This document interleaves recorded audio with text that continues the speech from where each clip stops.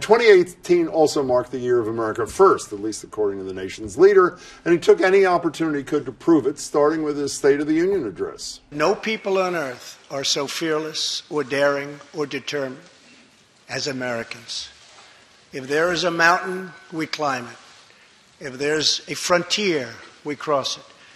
If there's a challenge, we tame it.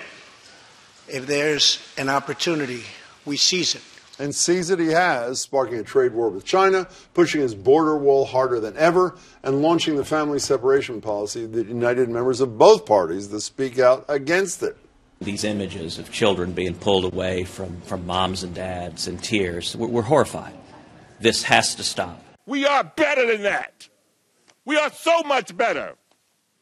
And there were the unprecedented meetings, of course, with both Russian President Vladimir Putin, North Korean leader Kim Jong Un, going against just about every convention ever set by an American president. As history has proven over and over again, adversaries can indeed become friends.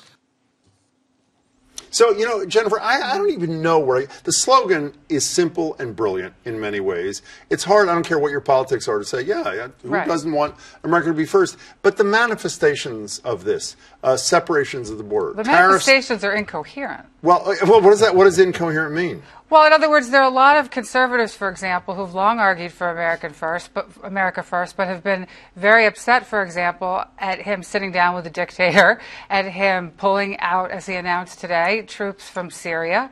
How does that benefit America first? I mean, that would be, in my view, contrary to an American first Well, to extend this policy. thinking, Ann Coulter, who I almost never quote on the show, said in the last 24 hours that a Trump presidency without a wall is a joke.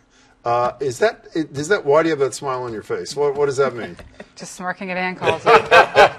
Okay, fair enough. How about this America First thing? I mean, it does have an appeal. I think it's part of the reason why he's president of the United States. Yeah, I mean, perfectly frank. But how does it play out? Slogans matter, and it's not just Republicans and Trump who've used that phrase. There's a history behind America First, and it plays well. I think ultimately what we saw is that there's a mean-spiritedness to it with the immigration policies, with the climate efforts across the globe to address those issues, and the U.S. sort of backing away from that.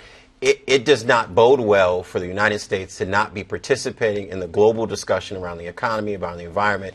It's concerning, and I think history will show that this was a horrible slogan by a horrible president. Will history show? I mean, with the infamous line that I'm so tired of, I can't believe I'm going to say, I could shoot somebody on Fifth Avenue.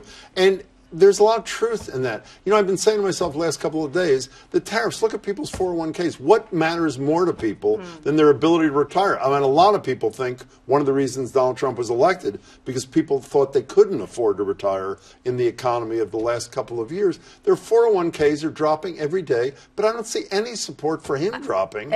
Except you will, I think, continue to see it. And I think these past elections, although they weren't what Democrats want, indicated when Orange County, California, total Republican, goes all Democrat, and on immigration, on health care issues. People don't like what's happened with health care. They're concerned about immigration, and the economy piece is catching up. I'm convinced of that. Well, one last thing about a minute ago, what you said, Jennifer, about, I don't like them meeting with dictators or whatever. If President Obama had done those two things, pulled the troops out of Syria and sat down with the leader of North Korea, everybody would have said that this is leading from behind.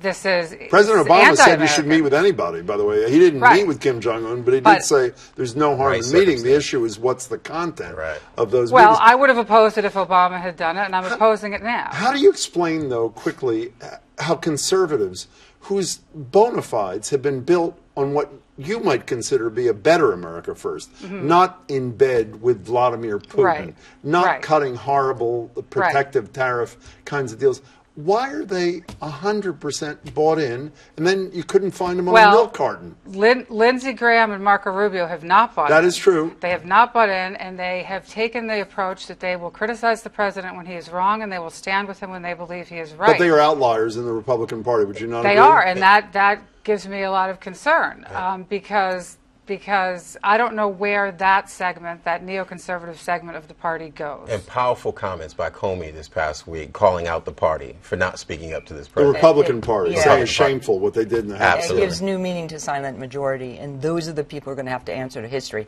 I mean, Trump is who he is. I would say incompetent as well as incoherent.